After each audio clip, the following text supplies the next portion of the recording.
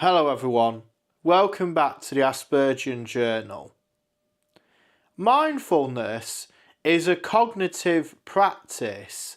of paying attention to the present moment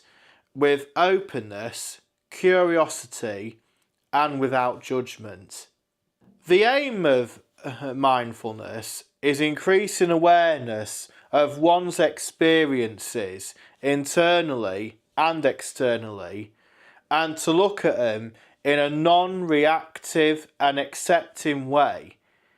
in the efforts of becoming more immune to the thoughts and feelings that causes someone to have anxiety.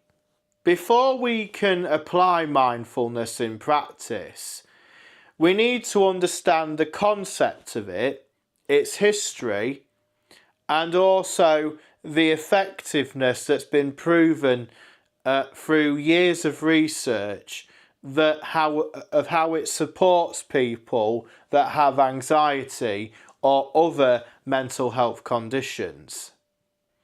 In ancient times, mindfulness originates from Buddhist philosophy and religious practices, and in its teachings it's about creating awareness to the present moment and cultivating positive affirmations to one's thoughts and feelings without judgment. Since the 1970s, across Western society,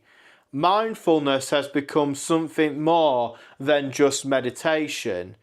and it benefits highly when it's combined with an exposure therapy like cognitive behavioural therapy, or CBT as it's shortly known. This therapy requires individuals that have anxiety or other mental health conditions to challenge their distressful and anxious thoughts and feelings in efforts of becoming less fearful of them and build resilience and to their occurrence, with the aim of these thoughts and feelings to become less frequent over time the more you expose yourself to situations when these thoughts and feelings occur, and to break down their stranglehold and that they have on you. Mindfulness can also be used by those that have physical conditions like chronic fatigue or fibromyalgia, and those who practically want to embrace more gratitude in life for the things that they have. As we all live in a fast-paced world and the day-to-day life struggles takes hold of one's time and effort, it is very easy to neglect our health and well-being physically and psychologically, and to the point where we unconsciously push ourselves towards a path of burnout and despair, and without realising it, and it can be very destructive to our lives if we do not have the awareness of when things are getting on top of us, and we need to step back from things that do cause us anxiety and stress. But also, how do we regulate our emotions and thoughts effectively so we can prevent ourselves from going that far down of despair, where we have to practically go back to square one and having to rebuild ourselves as a result of it. When it comes to awareness and that for mindfulness, that is only the first step of recognising our thoughts and feelings and the sensations and that we feel in our bodies as a result of being anxious about certain things. But that's only one part of the process. The next major step is creating strategies and that using mindfulness and other therapeutic methods to build that resilience and add to our thinking patterns for the thoughts and feelings and that do cause us anxiety and distress, and take positive and proactive action and apply necessary methods to overcome our anxiety or the fear that is attached to those thoughts and feelings, so we can then create a path and act to free ourselves from the things and that can hold us back. Normally, I don't usually like to quote a lot of statistics about things because they usually only tell one side of the story. But to add a bit of context to how mindfulness can be effective for those that do suffer with severe mental health, there's been a wide range of studies been done over the years, but two recent research studies have shown, one in the United States in 2022, over 35 million Americans reported that using meditation or mindfulness on a regular basis, and that showed that it helped them reduce their anxiety and depression and stress levels. And a study was involving 12,000 patients that using mindfulness-based interventions, and that showed a positive impact and in reducing their anxiety and stress levels relating to their overall well-being. A study done by the University of Southampton in the UK found that participants involved in the study that just undertaking 10 minutes of daily mindfulness and that significantly boost their well-being, reduced symptoms of anxiety and depression, and it also motivated them to have healthier lifestyles and make better choices, and when it comes to improved exercising, eating and sleeping habits. Mindfulness and that can be very useful for autistic people as they deal with certain daily challenges in their lives, and that does cause them anxiety and distress, but it's part of everyday life that they have to deal with those challenges, and mindfulness can be a very key method of being able to manage the overwhelming symptoms of anxiety that can come from doing those daily challenges.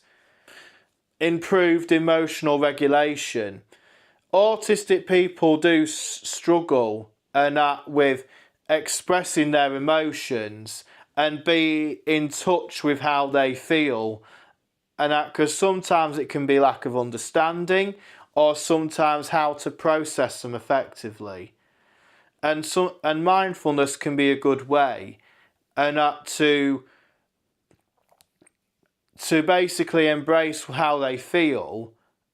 along with many other techniques, to be able to express them in a safe manner. It can help reduce anxiety and other mental distress. It can contribute massively to having a more enhanced focus and attention on things that they value the most, even if it's their hobbies and interests, or doing constructive and productive work in their jobs, careers, or even running their own business. And mindfulness could be a good way of being able to focus on the things that you're doing in the here and now, and to not allow your thoughts to run away with your mind and let it get and you get overwhelmed as a result of it. It can also help to build a better internal awareness of when anxiety does affect us, how do we spot the signs and the signals, and that to be able to stop ourselves from escalating that further, and to basically safeguard our overall well-beings. It can also help in that with managing and mitigating sensory overloading meltdowns, and that it might help improve our social interaction with others. It's important that we have to communicate with other people, and as we go through our day-to-day lives. And so improving your social interaction skills whilst, not getting overwhelmed with whatever the thoughts and emotions that are going through your mind and in your body, and focus on the here and now and just be the best version of yourself. That can make wonders in terms of your development of social interaction. It can also help us to be in tune and to be more self-accepting and have more compassion for ourselves as individuals, and to not let the challenges that autistic people have stop us from propelling forward and towards the goals and achievements we want to make. And it can also help with developing a better sleeping routine, so we do not allow anxiety to affect our health in terms of of our sleeping habits, because sleeping is a very important part of anyone's well-being, not just an autistic person's. As a sufferer with anxiety on the autistic spectrum, I've used mindfulness and other therapeutic methods to overcome my anxiety, which has been bad on many occasions in my autistic life. When I first heard or read about mindfulness, my thoughts were, what on earth is this load of rubbish? And had a closed mindset to it. But it was only until my anxiety got really bad a few years ago, and I found it difficult to leave my house, which was caused by intrusive thoughts of something bad or embarrassing was going to happen to me if I travelled too far from a certain perimeter of my home. And that is when I started to, be more open-minded about looking at different ways of how do I manage my anxiety more effectively, and I was just determined not to let it stop me from moving forward and up with where I wanted to go. I did contemplate at one point, to go to the doctors and try and get some antidepressants to help me with the overbearing sensations of anxiety that was going on through my body at that time. But I was determined not to put myself back in that vicious cycle, and that antidepressants does, because even though it might help in the short term to alleviate some of the physical sensations you have in your body, but it doesn't necessarily mean that you tackle the root cause of your anxiety. And that's the whole point of mindfulness, along with cognitive behavioural therapy, is to question your thoughts and and work out methods and strategies on how you can overcome your symptoms and of anxiety, and to get to a place in your life where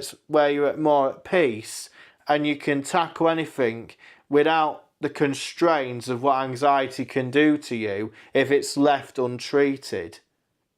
As part of my recovery process, by understanding mindfulness and studying more about cognitive behavioural therapy, I became basically my own therapist, and establish like a visual toolbox of different methods and ideas that can help me massively to overcome my overall anxious state. And but not only to tackle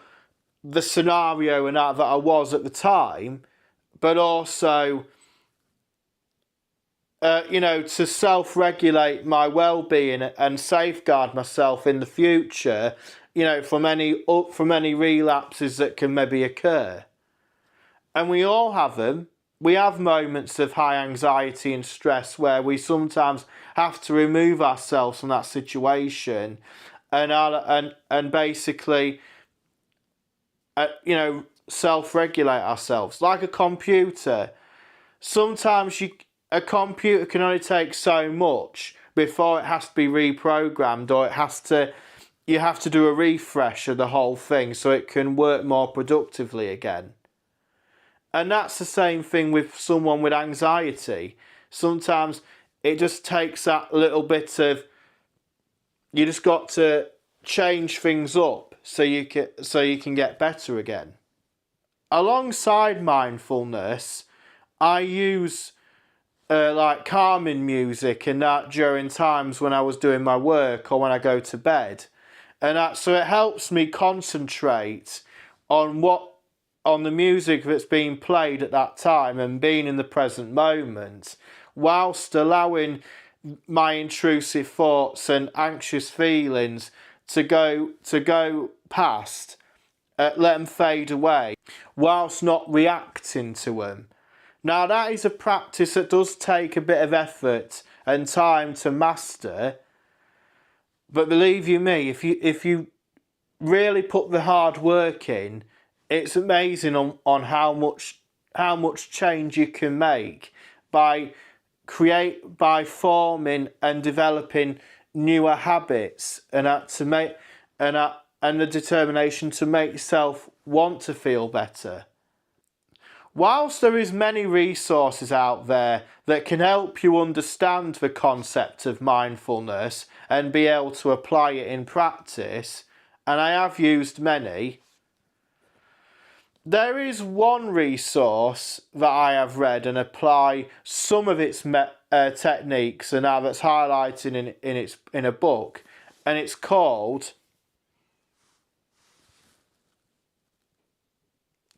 The Little Book of Mindfulness by Dr. Patricia Collard. Her book explains about how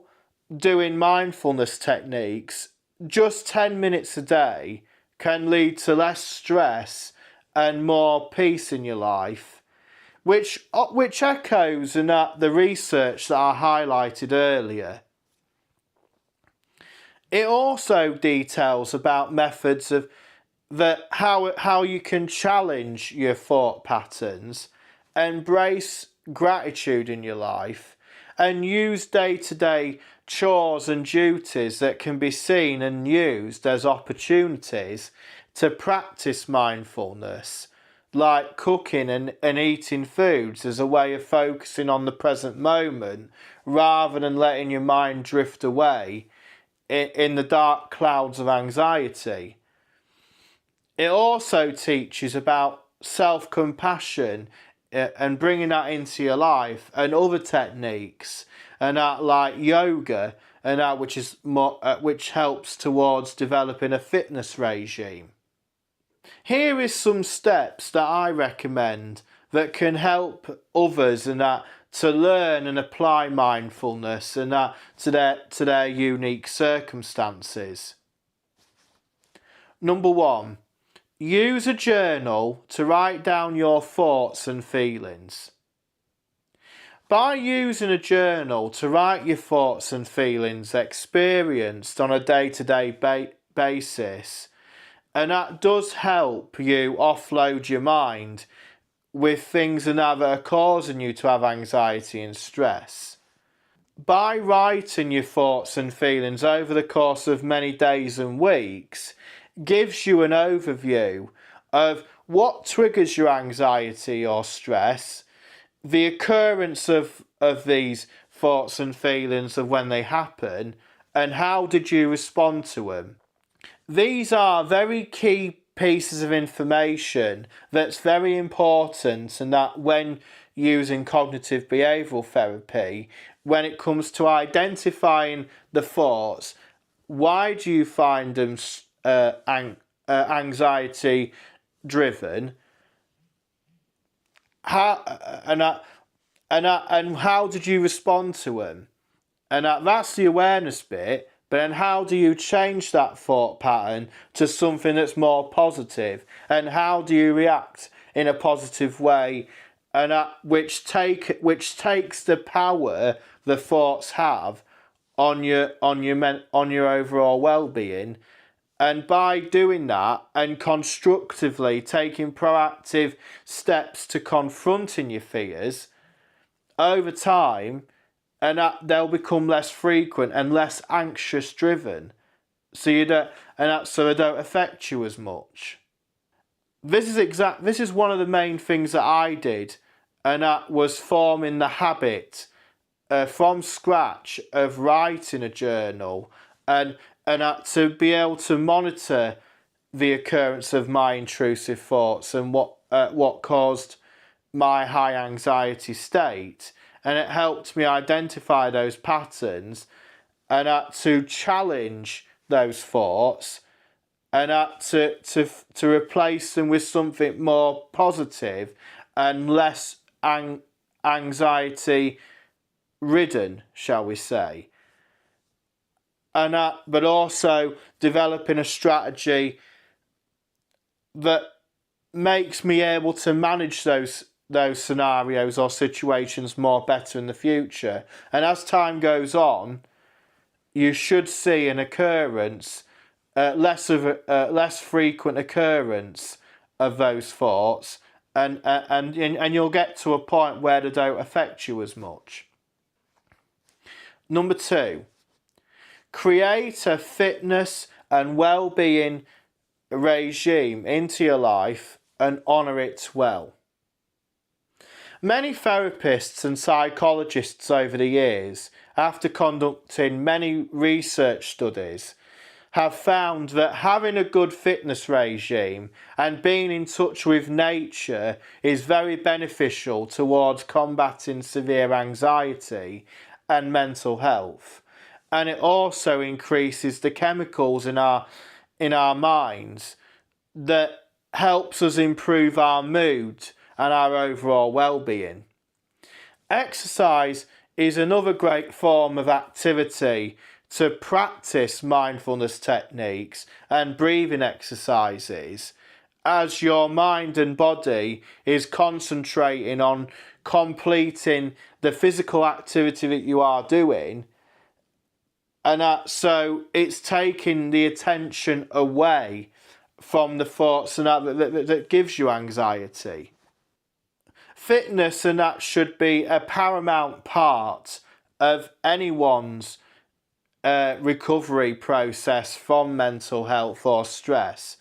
because it works wonders of when you want to overcome severe anxiety, and but also develop habits and that actually benefit you in a positive way. And for autistic people, it's very important that we keep ourselves mentally well, but also physically well at the same time. When I suffered with severe anxiety, it was very hard to establish this fitness regime into my life, but I had to push myself into doing something that was positive to get me on that track of recovery. And even if it's just going for a walk in my local area, which then eventually built up for me to join in my local fitness centre,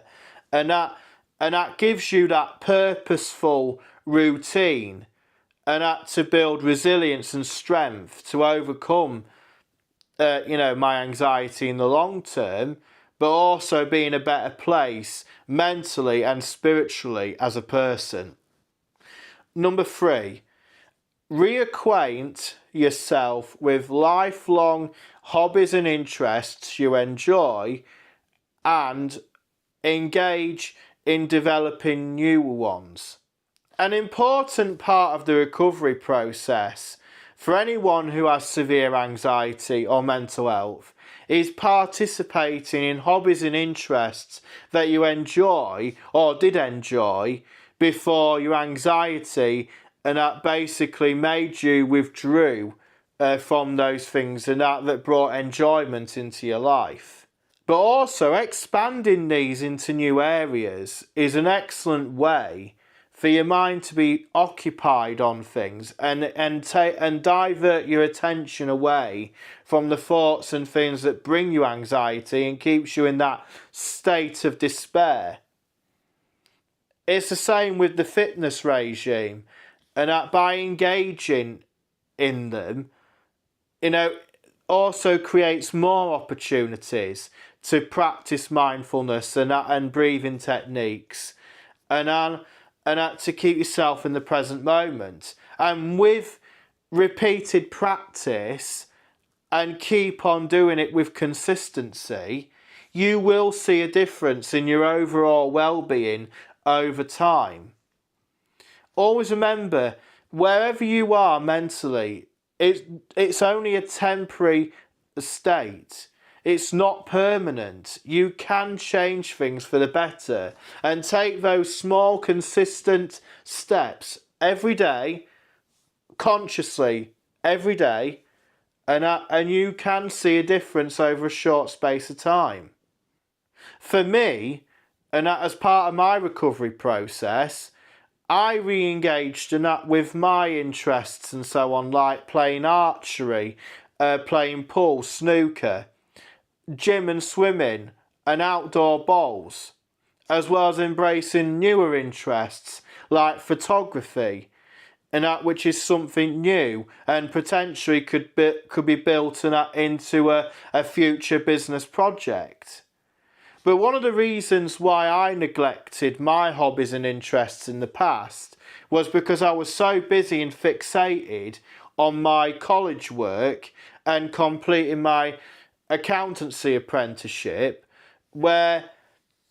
I was just neglecting other aspects of my life, and I just realised that mistake, and I had to tell myself that I need to build a life outside of my work. Because every aspect of your life is equally important, and you should never sacrifice one part of it for the other. Because all you do is end up putting yourself in a state of being miserable and just being trapped in a cycle that you just want to get out of. So whatever it is, if you've got a high flying career, family, starting your own business, whatever, and always be mindful about every aspect of your life, and embrace and cherish them, and don't neglect one for the other. When formulating an opinion on mindfulness and can it benefit autistic people, it demonstrates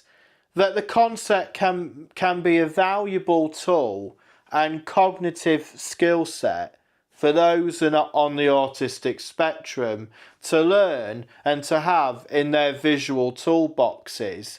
when they have moments of extreme anxiety and troublesome mental health.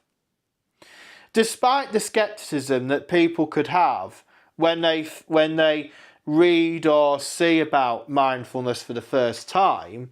but if they actually do further self-research and education on the subject, autistic people can find that it can be a very helpful and healthy way for them to challenge their perceptions and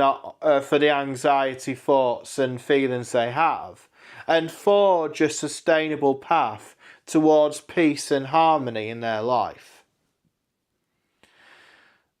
Decades of extensive research done by many academic and health institutions have shown that mindfulness has evolved from being a Buddhist religious philosophy to a practice of a meditation form that teaches patience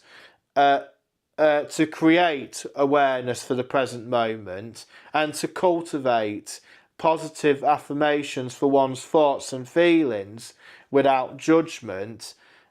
and it requires everyone to have an open mindset and willingness to change their limiting beliefs and perceptions if they ever want mindfulness to really work and for it to be truly effective in achieving their goals for better well-being. By using the range of steps that I've highlighted, from journaling, creating a fitness regime, and participating in existing and new hobbies and interests, autistic people can create and develop methods and strategies that they can use to combat moments of high anxiety and distress. And using positive affirmations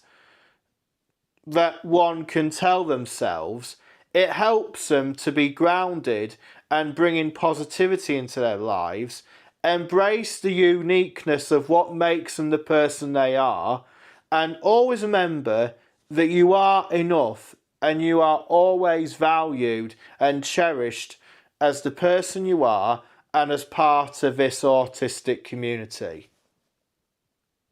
As always, thank you.